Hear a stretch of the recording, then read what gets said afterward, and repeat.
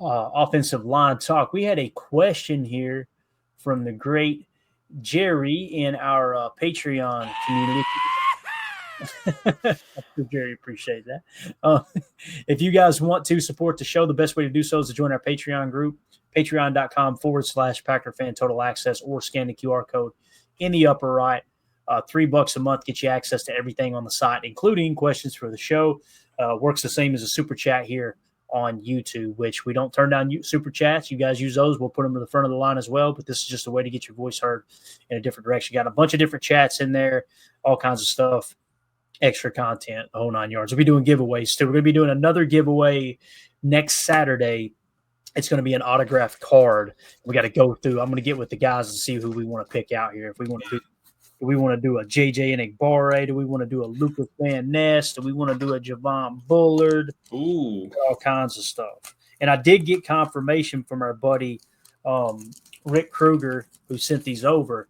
Your all's package, Emilio, has the same thing that mine had in it. So y'all both, all three of y'all, get an autographed rookie Adrian Cooper card. But it's sick too. Just nice. That'd be the first. I think that would be my first autograph card ever. I think I've had maybe a couple when I was a kid that were just like cards. I'd never really collected them, but that baby will get a spot on the wall for it. Oh yeah, no doubt.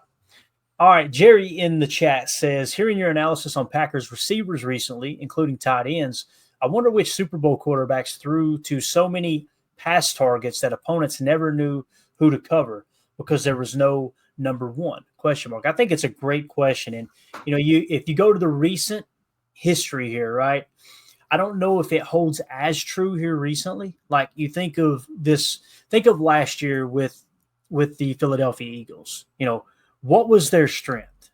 For me personally, I thought their strength was the running game, right? And the RPR offense, that six-back offense that Jalen Hurts can run. Yep. Now, with that being said, you got A.J. Brown. There's your number one target, right? You've also got Dallas Goedert at tight end. You've also got the kid, I can never remember his name, is Devonta Smith. Yep. Former Alabama Crimson Tide, I believe, if I remember correctly. Did he win the Heisman? Am I thinking right, Emilio? I'm pretty sure he did, yeah. I think he won the Heisman. I was watching a clip the other day. It was the 2019 Alabama LSU game. There were so many NFL first-round talents in that game. Yeah. Crazy. Yeah, Nick Saban was crushing recruiting, man, no doubt. So to answer your question here recently, Jerry, yeah, I mean, we just named off 3 solid targets, right? But I don't want to mislead either and pretend like they were this big pass-heavy offense. They weren't. They were more lean on the run and play defense type of team. Now let's go back to the Kansas City Chiefs. Who were their top targets? Travis Kelce. I paused for dramatic effect. I think that was it, right? So that, and it was just every game, choice route. And it was just literally Pat Mahomes would drop back, make the first guy miss, and just give Travis time to find the soft spot, hit him, and that was it, right? Yeah, but if we can have that meld with Tucker and Jordan, I mean, that's one key in your repertoire kind of thing. You have the receivers, you have everybody stretching the field, running their different routes, but having something like that underneath choices, I think that Matt would love to be able to add that to the offense. Absolutely. But I do think that it's really, really important that you have an offense with, it's not just, hey, that's our number one receiver. Like think back to the Patriots dynasty, however, when you look at that, Gronk was the go-to guy for the most part, but also Julian Edelman. I mean, especially in the playoffs and the Super Bowl. I want to say he passed Jerry Rice in receiving statistics in the Super Bowl. Mm-hmm. He would always work. He wasn't afraid to work across the middle. I mean, Gronk would go up and get it. But I mean, Edelman coming across the middle was never afraid. Yeah. So on that team, you got kind of 2 options, and they love to use the passing game with the running backs as well. So I'm just throwing out a handful of teams that's had a lot of success and won championships. I mean, even thinking back to the old Packers, the 2010, who'd they have, Clay? They had Jordy. Well, let's try to do it in order of which these players were targeted because Jordy was young. People forget that. That's right. I feel like Greg Jennings was the number 1 target. I would say. I feel like James Jones was number 2. Then it was Jordy Nelson. They had Jermichael Finley, but he got hurt early that year, so he was on IR with the neck injury that ultimately ended his career. So you got 3 solids there. You had Driver kind of in reserve, but by the Super Bowl, he wasn't much of a factor, right? Yeah, I mean that's who comes to mind for me. What about you? Did I make no. That I was going to say that would be it, because then you think, where did that team come from? I mean, that's all they really had. So that would be kind of no crazy number one, but still able to get through it. I think that it's cool that it was the Packers that did that, and they fought through injuries. They got, they lost a couple key guys. Ryan Grant, right, was the running back there. Actually, he got hurt on. Man, there was like a ton of people that went. Or no, Starks came in from Buffalo. Right? Yeah, baby. And he stepped in and listen. He ran. He reminded me of Forrest Gump, his running style, straight up and down. But he got the damn job done. Yeah. It was him, and I want to say, I think Brandon Jackson might have been on that team. I could be wrong. Yeah. Okay. But yeah, Ryan Grant got hurt early in the year too. I remember like by week 5 or 6, I was like, well, this sucks. The season's over. Like, there's just too many. I mean, you start losing 3 and 4 offensive starters. It's like, yeah, this ain't going to work. And next thing you know, Aaron just starts cutting people up. Yep. It's awesome. Absolutely awesome. And that defense, number 1 defense in the league. People forget that. B.J. Raji, Clay Matthews, Charles Woodson. My God. Nick Collins. You kidding me, bro? Tramon Williams. Like, and I just saw the clip the other day of Al Harris. It was the Seattle overtime into the wild card. We're gonna score. It was great. Yeah, I screamed some obscenities at the TV as he was running down the sideline. I was, take that, you. I remember that like it was yesterday, man. Oh, good stuff. So, Jerry, we appreciate the question. I think we covered it pretty well. Emilio, you were hitting on some podcast stuff, and it kind of goes hand in hand with what we're talking about here. And we'll just kind of bend everything in together. It doesn't have to match up perfect, but let's kind of end the show with what you were listening to. And again, Jerry, thank you so much for the question in the Patreon group. Again, you guys check out our Patreon community for sure. Absolutely. So just listening to some of the pods there today, Ross Tucker on his draft pod with Emery Hunt, they were just kind of going over the NFC North. They talked about the Caleb Williams thing and his dad, and that was a big topic and all that. Mm-hmm. So after we got past learning about the Bears again, he got talking about Belton. Obviously, they had gone over Matthew Golden a few times throughout the summer. We really liked him, explosive, all those things. Belton, Emery had as a number 12 tackle with a 78 grade. That's pretty high. I think nobody really gets a 90 there, so I think his grading scale goes up to like 85-ish, 90-ish. We didn't get his draft guide. It's all. Savion, he was like, he could play tailback. He can run inside between the tackles with the ball in his hands and has the explosiveness to bounce outside. Outside the tackle box, he has the ability to play all 3 wide receiver spots as well. So he calls them like X flanker and all that. He kind of goes into the old school terminology a little bit more. But love to hear that. He was super excited about Colin Oliver, being that he had him as his number 2 Sam backer was Colin Oliver. I see it, Amelia. When we get to that Chalk Talk episode, it's already queued up, ready to go too. And everybody's begging for the Baron Sorrell Chalk Talk. We're going to get to it, I promise. But the Colin Oliver one, I was like, it's going to be hard to keep this dude off the field. When you watch Tyron Hopper's college tape, you think, pretty good football player. You go watch Colin Oliver and you go, holy cow. Like, it's not even close. Yeah, he said, you go back, watch that 2023 tape. Oh, my God, bro. It's even better. Yeah. He's a blast to watch. I can't wait to see him. I think that explosiveness, you might get a little bit less on the size front, but if you can make up for it in speed, power, and determination, sign me up. He also said that he actually had John Williams, who we got in the 7th round. He was super excited about this one. He had him as his 14th tackle.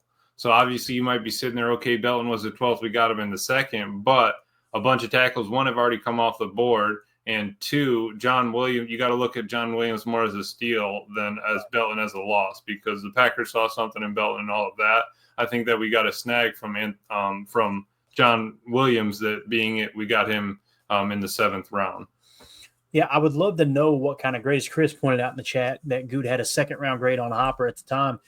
I'd love to know what kind of true grade they had on John Williams. If it was actually a 7th, it was probably closer to a 5th round grade. Yeah, and they were like, well, we can't turn down Colin Oliver because he's probably had a 3rd round grade, and I don't understand why he's still sitting here. But we had to take Savion because Savion had a 2nd round grade, right, and Anthony Belton had a 1st round grade, so I can't believe he's sitting here in the 2nd round. Yeah. So I feel like that's where you get into the daisy chain effect. And we can finally close the book on the Savion. Which one is it? Matt LaFleur confirmed on the Chris Sims on Button podcast is Savion. It's definitely Savion. So Goody must have been in the liquor cabinet when he said Savion at the initial press. A little bit of Woodford. Well, speaking of Woodford, somebody actually mentioned that here in the chat. Mike Berry said 3 logs in the fireplace and in the hand. America, I'm just telling you right now, man. We're supposed to get in the 40s Thursday and Friday night. I'll be burning the fire. If I have to open the door, I'm burning the fire. Ain't nothing better than a cracking fire. I'm just telling you. I belong in Wisconsin, y'all. I'm telling you. That means Clayton's bringing in the solo stove off the porch, and he's just going to have that thing heating up in the living room. No, man. I love our fireplace, man. There ain't nothing better. It is a nice one. It is. Sets the mood, man. That smell. Oh, it's nothing like it, man. Makes me want Cracker Barrel biscuits, though. You know what I'm saying? Just the way it goes. So they got Cracker Barrels up north. Yeah. Everybody in the chat, let me know. They got Cracker Barrels up toward Green Bay. I need to know up toward Milwaukee. So I didn't know if it was a southern thing or not. I don't ever remember seeing one up there. It doesn't mean they're not up there. That's where you go get the good candy. That's where Jacob shops for candy before, he goes out on his dates and stuff. That's the spot to be.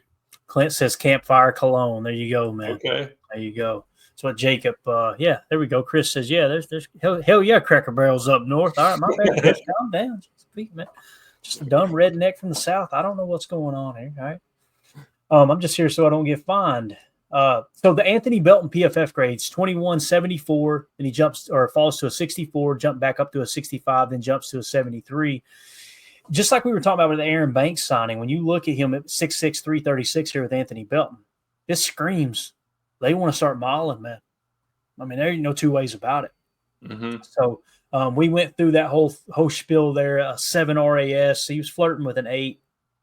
Bench reps don't look that good for Anthony Belton, but again, he's got almost 34-inch arms. So it's, your bench reps are going to go down the longer your arms are, obviously. For the most part, there are some freaks out there. He had decent explosion, though, with a good explosion grade, a 7.54 for the vertical, and he scored a 7.38 for that broad jump at 8.11.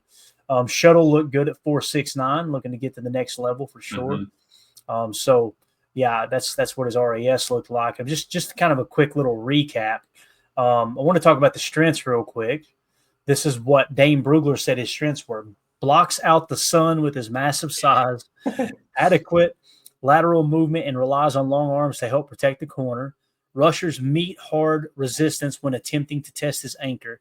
Plays as powerfully as you would expect to push defenders where he wants. Washes defenders on down blocks to create running room.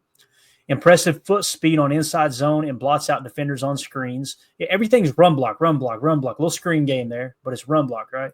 Plays with the edge and switch stays flipped on field. Important to him to have most pancakes each game. So he's like all about I love that. Yeah. Actively searches for the next victim when uncovered. That's that duo look we ran the heck out of, right? Getting to that next level. And he started 32 games at left tackle in the ACC. So just a quick that still low key screams bring him in and just let him road grade at a guard position. Yeah, I completely agree. So again, if Rasheed Walker decides, hey, I want upwards of $20 million a year, maybe you let him walk, and this is the guy that replaces. Maybe it's Jordan Morgan that replaces, But I would love to see him, like if I had complete say so. You guys know center is most important to me outside of tackle, right? Like I feel like it's something that this offensive every play. Yeah. I mean, think about the best Packer teams we've had in recent history. Yeah. 2010, Scott Wells, right? Scott Wells got cut from the team, battled back. I love hearing Tauscher tell that story. He was not going to be denied. Ended up being one of the better centers in the league.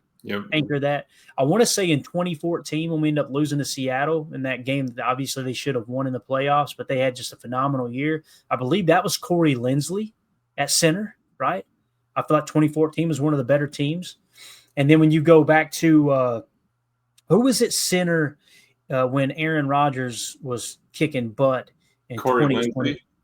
Linsley? No. 2020 and 2021. I'm trying to think when Josh Myers got drafted in 21. So, yeah, it was a year after they let Linsley walk. No. It was somebody. Was it Lucas Patrick or somebody like that? Yes, it was Lucas Patrick for like 2 years, right?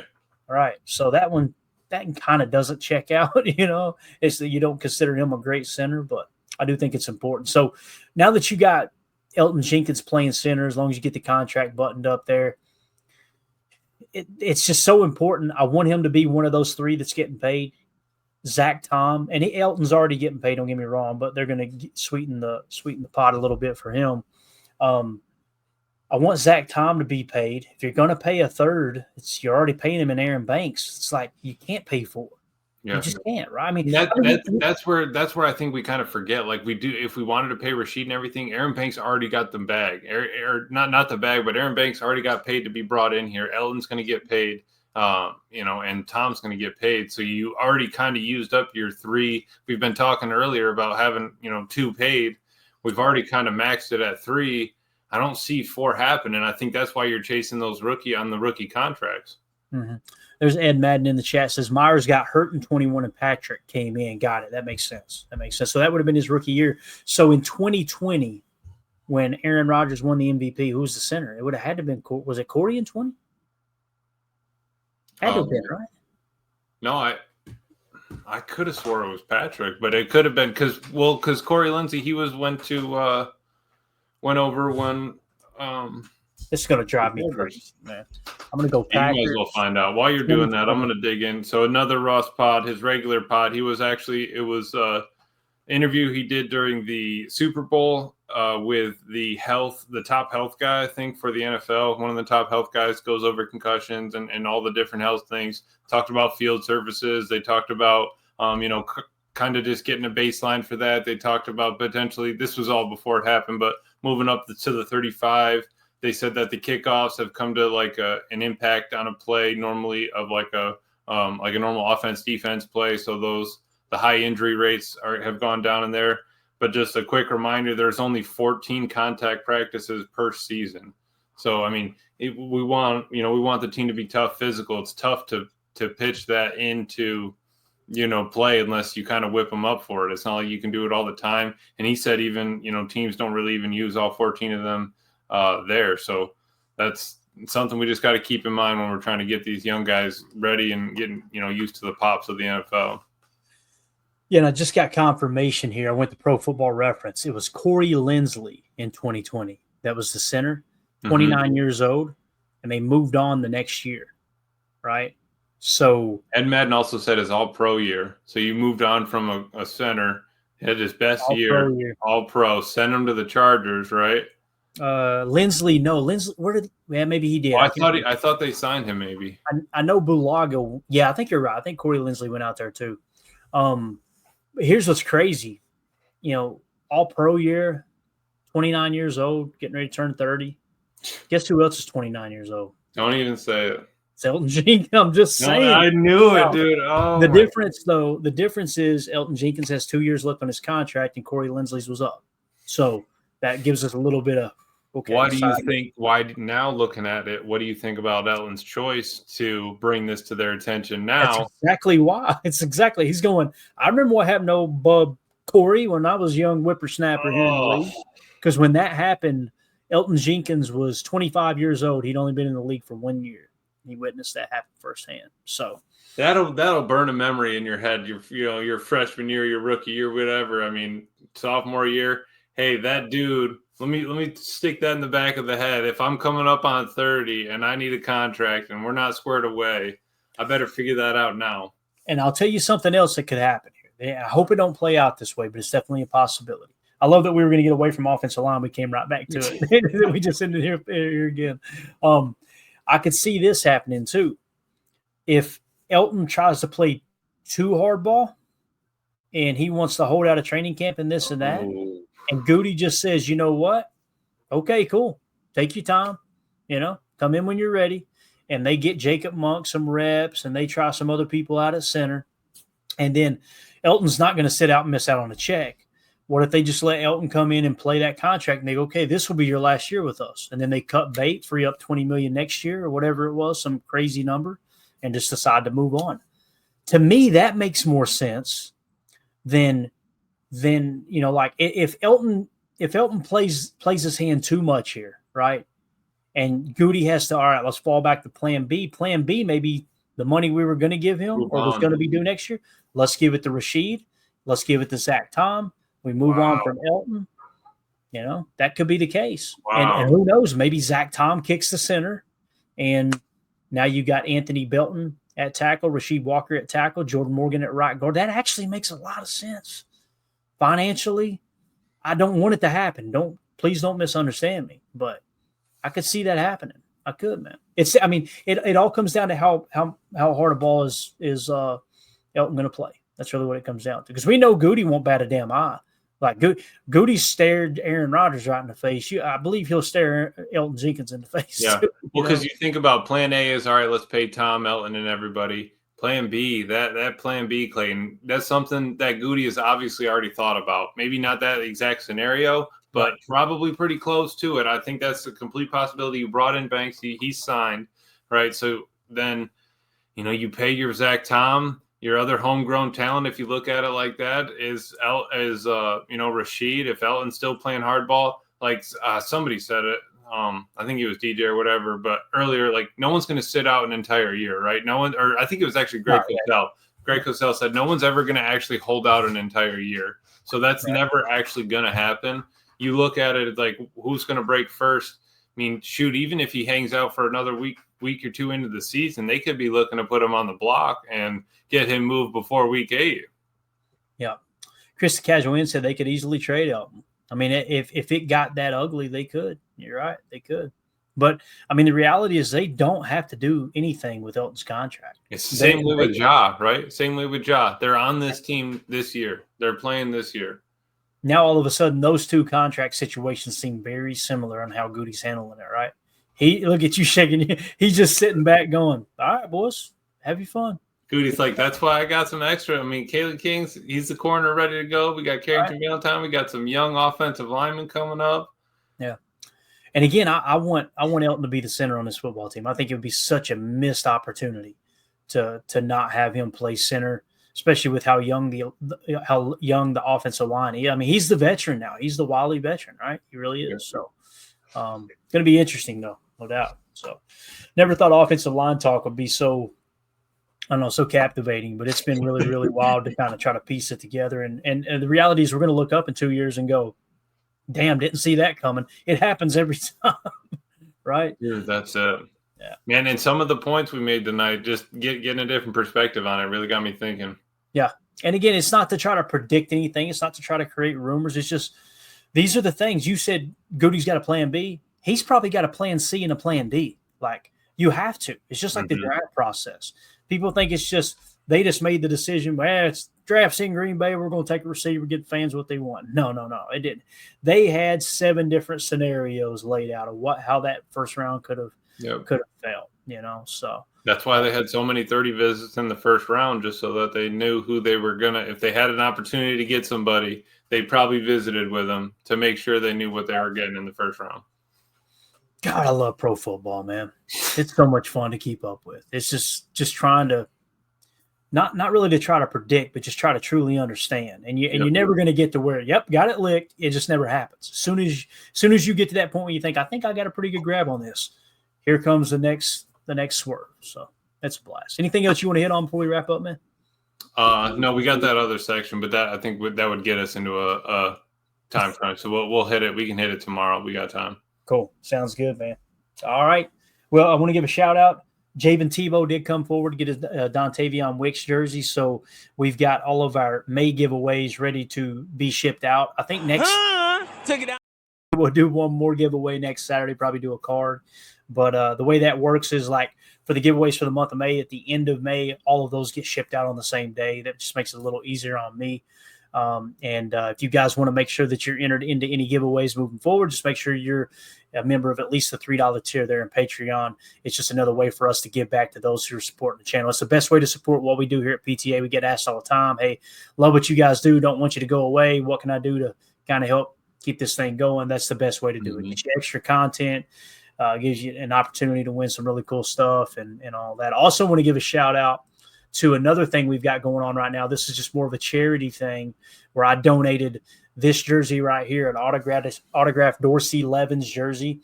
And we are basically partnered up with MAC. And they are an awesome, awesome organization right here. It's My Autism Connection. It's going to go through the rest of May and through June, and then we're going to do the giveaway in July. So anyone who donates to that link right there, you can find it pinned on my Twitter page. It's givebutter.com/KRPSJ5. And my Twitter handle is @Packers_access. Just donate in there. We'll enter you into that giveaway. Just a way for us to add a little bit of now just give a little back, make a little difference in this crazy world. As obviously over there at MAC, they're building hope, community, and independence for autistic adults. Got a lot of friends over there that are Packers fans. That it's a really awesome organization. Glad to be part of it. And to that, Clay, you just want them to throw PTA in the dono, right? Just thank you for mentioning. Keep track of it. Yeah, so when you sign up and you donate to that link, I believe that link's individual for us, but just to be safe, whatever name you put in there, just put PTA right after it. That way we know, okay, they're a part of our group. And as Bates says here, and that'll make sure that we get you entered into that contest. So it's going to be an awesome giveaway. Dorsey Leven's another player, man. If you guys are a younger fan base, like you're a younger fan, go and check out some of his highlights from the 90s, man. I need to do that. That's on me. Yeah, it was Dorsey Levens and Edgar Bennett. I want to say I'm trying to think of which one was bigger. I want to say Dorsey was the bigger back, but I could be wrong. He came in kind of as a fullback, and Mike Holmgren, what he loved to do was that split backfield, what they call that pro set. And they put them both back there. Man, Dorsey Levens made some fantastic good runs too, but made some great catches out of the backfield as well. There's one catch I remember specifically. I think it was the NFC Championship against the Carolina Panthers. I could be wrong there, where he goes up. I mean, just mosses someone, gets both feet in, drags both feet in the corner of the end zone. Hell of a player Dorsey Levens was. Is that when they were still running a lot of split back? Yeah, that was a pro set. Yeah. Yeah, love That's it. what I always knew it as a kid, was a pro set. Yeah, pro set. Yeah. And it was, that was back then. Shotgun is split backs. I'm sorry. Yeah, pro set. And then Right. you do a little Maryland eye, Clay. Oh, my God. Here we go. This guy right here. A little triple option out of the Maryland. Ooh, Give me that power T. please. Full. I miss the Full House Aaron Rodgers days. Dude, I love Full House. Dude, I love that. I think Matt needs to kind of bring that back a little bit. That would be a lot of fun. Little pistol. You get, because we ran a lot of pistol this past year with Jordan. Let's run a little bit more. Just get Tucker over here. You pick what other back you want. Mm-hmm. And Chuck Jagger says Dorsey Levens was bigger. That's what I was thinking. He was the fullback build of the two. Yeah, he said Edgar was faster right after. There you go. Yeah. Edgar Bennett was more of the T, right? Greg Rice says wing T from his days back in high school. Heard it from a fan right here. All right, guys. Thank y'all so much for hanging out with us. We appreciate you. We'll be back. Okay, let me think here. I don't want to mislead anybody. This week is hectic. I got two nephews graduating this week. So nice. I've got to make a graduation in Kentucky. I got to make one here in Tennessee. We got a graduation party. We're expecting like 40 people here at the house on Saturday. So I'll be hiding up here somewhere. Mandy will be screaming, where's he at? Trying to make me be a part of the festivities and be a member of the family. But anyway, so Friday night, we won't be doing a show Friday night because of a graduation. But Saturday, with everybody being here, I'm going to try to do an early Saturday show. That way we still get you guys some content. Okay. And then Sunday is my nephew's in Kentucky, so we'll probably do a morning show on Sunday as well. So I think the only day we'll miss is Friday. It's just if you guys would be patient with me, I definitely don't want to miss out on those moments for sure. No, and I'd be upset with you. I'd probably get up there and have you start driving. You gotta see those, Cliff. Yeah, there you go. All right, appreciate everybody. We'll see y'all tomorrow, 7 p.m.